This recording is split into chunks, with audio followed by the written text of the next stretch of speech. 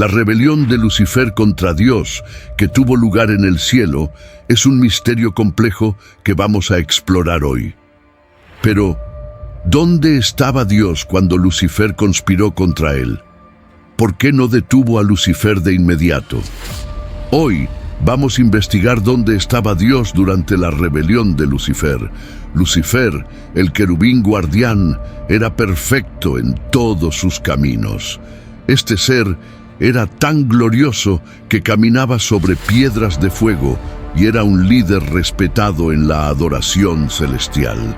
Entraba en la presencia del Todopoderoso y miraba directamente al rostro de Dios, un privilegio que pocos ángeles tienen. Pero Lucifer comenzó a admirarse demasiado, centrándose en su propia belleza y perfección, algo que nadie podía negar. Sin embargo, el orgullo entró en su corazón, haciendo que ya no quisiera ser como Dios, sino ser Dios. La Biblia describe a Satanás de varias maneras. Lo vemos en el jardín del Edén en forma de serpiente, y desde entonces ha estado constantemente ocupado engañando y desviando a los hombres del camino. El Señor Jesús lo llama el padre de la mentira. Lucifer era conocido como el hijo de la mañana. En el arte, a menudo se le representa como una figura masculina sosteniendo una antorcha de fuego, lo que sugiere que frecuentemente anunciaba el amanecer de un nuevo día. En el Antiguo Testamento, Lucifer es mencionado por primera vez como la estrella de la mañana en Isaías 14:12. ¿Cómo caíste del cielo, oh estrella de la mañana, hijo de la aurora? Fuiste arrojado a la tierra, tú que debilitabas a las naciones. El nombre de Lucifer, por su parte, fue traducido de la palabra hebrea Halel, que significa brillo. Dios creó a Lucifer junto con todos los demás ángeles en el cielo. Sin embargo, Lucifer eventualmente se rebeló contra Dios, lo que llevó a su caída de la gracia. Esta narrativa intrigante plantea preguntas sobre por qué Dios crearía a un ángel solo para que se volviera contra él y se convirtiera en la personificación del mal por toda la eternidad. Siendo en otro tiempo el más radiante y espléndido de todos los seres celestiales, Lucifer vivía entre las huestes celestiales y era un querubín ungido, encargado del deber sagrado de liderar la adoración en el cielo. Sin embargo, en los rincones de su corazón angelical, ocurrió una transformación sutil. La belleza de Lucifer, antes un reflejo del esplendor de Dios, encendió una chispa de orgullo. Se dio cuenta de su naturaleza impresionante y sintió envidia del honor que pertenecía únicamente al Dios Todopoderoso.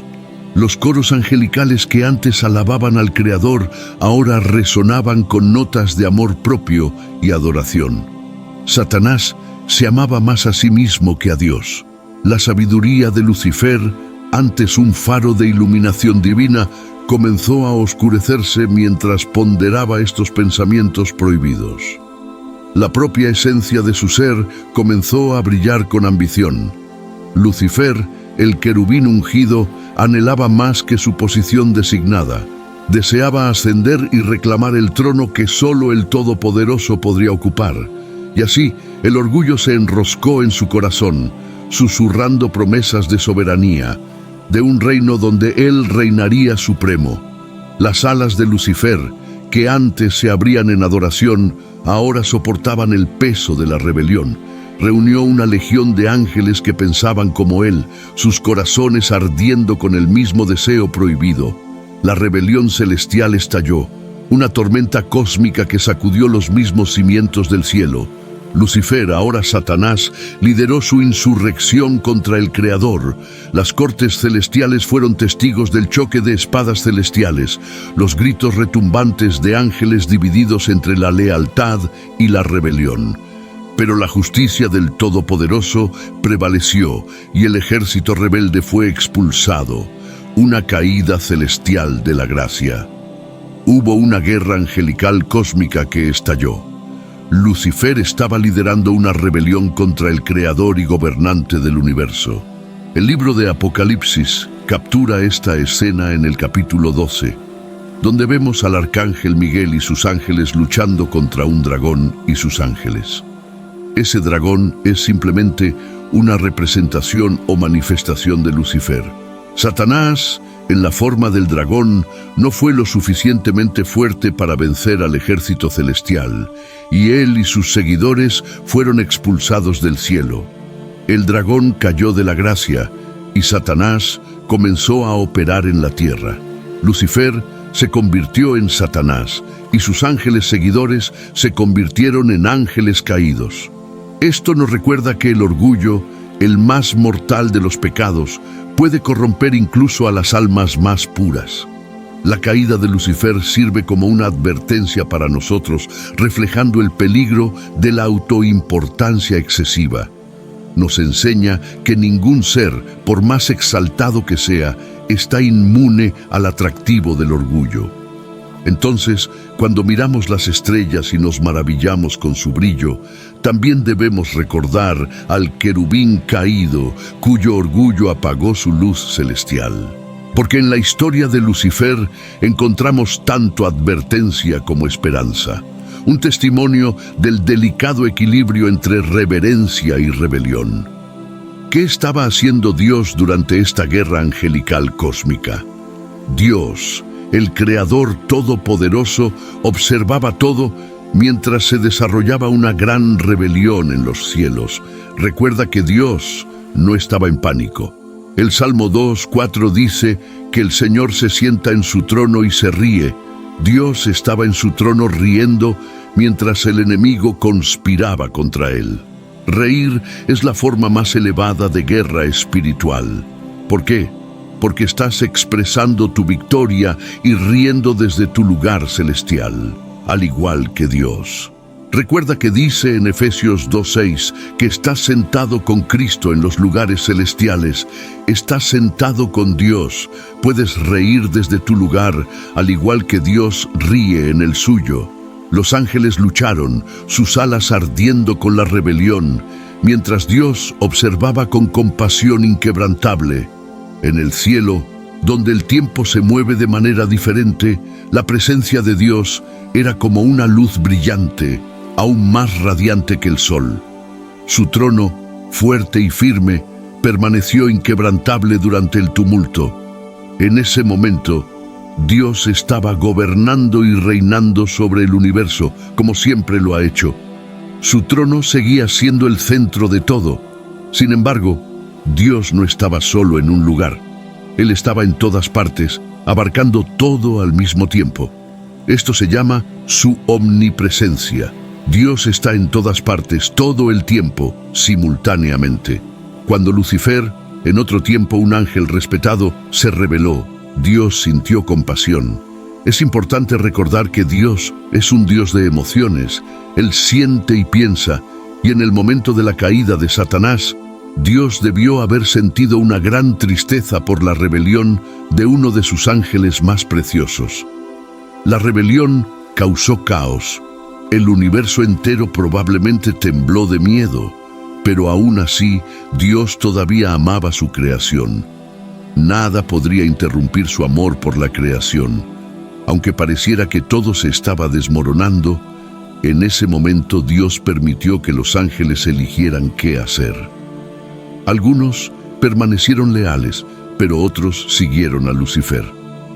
Fue como una guerra en los cielos. Esto dice mucho sobre el carácter de Dios. Él siempre dará a los seres que ha creado la opción de amarlo. La realidad es que, sin opción, no puede haber amor. El silencio de Dios durante este conflicto confundió a los ángeles.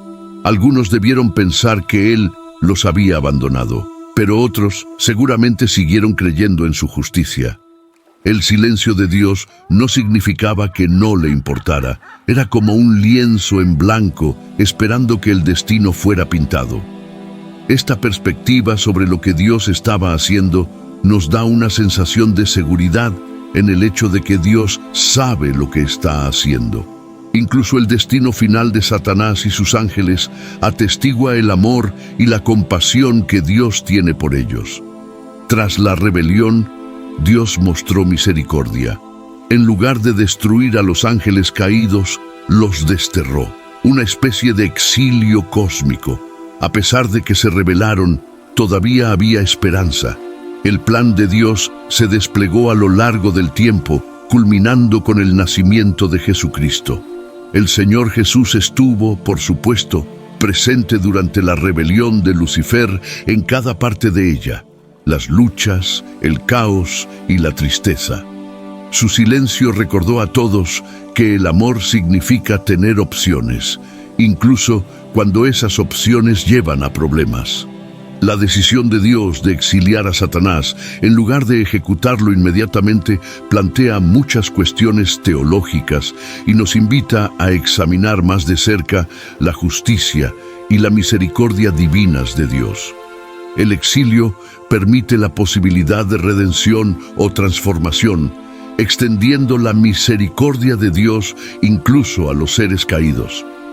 La continuación de la existencia de Satanás también alimenta la lucha cósmica entre el bien y el mal, sirviendo como una prueba de la fidelidad de la humanidad.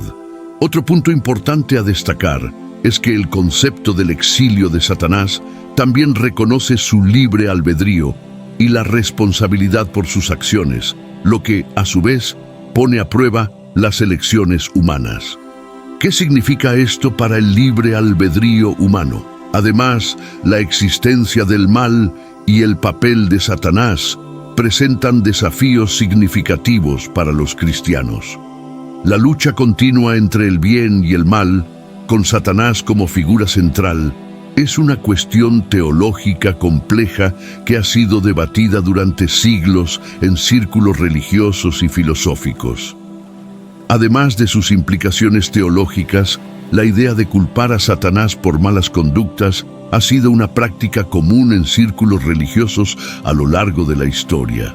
Al externalizar la culpa y atribuir el error a Satanás, las personas pueden buscar absolverse de la responsabilidad personal.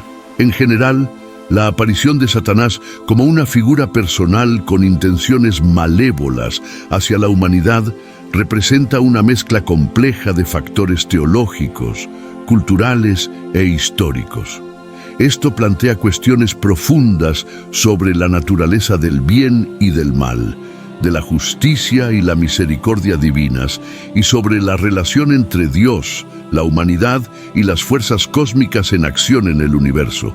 En conclusión, la caída de Satanás se presenta como un evento multifacético y enigmático en la teología cristiana, que ha cautivado las mentes de teólogos y creyentes a lo largo de los siglos.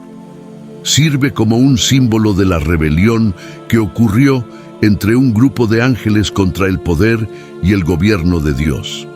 Sin embargo, es importante saber que Jesús derrotó a Satanás a través de su cruz y que el único poder que Satanás puede tener en tu vida es el poder que tú le das al creer en la mentira. Jesús dijo en el Evangelio de Juan que conoceréis la verdad y la verdad os hará libres. Entonces, si conocer la verdad te hará libre, ¿qué te hará creer en una mentira? Te aprisionará. En su esencia, la caída de Satanás representa la rebelión y el orgullo que pueden corromper incluso a los seres más exaltados. Lucifer, antaño, un querubín radiante y estimado en las cortes celestiales, sucumbió a la tentación del orgullo y la ambición, deseando reclamar la soberanía para sí mismo. Su rebelión contra Dios llevó a una guerra cósmica en los cielos. A pesar del caos y conflicto que siguieron a la rebelión de Lucifer, Dios permanece soberano y misericordioso. Su decisión de exiliar a Satanás, en lugar de ejecutarlo inmediatamente, refleja su justicia y misericordia divinas, ofreciendo la posibilidad de redención incluso para los seres caídos. Más aún, el conflicto continuo entre el bien y el mal, con Satanás en el centro, sirve como una prueba constante de la fidelidad de la humanidad y como un recordatorio de la lucha continua entre la rectitud y el pecado. Esto desafía a los creyentes a mantenerse firmes en su devoción a Dios y a resistir las tentaciones del orgullo y la rebelión.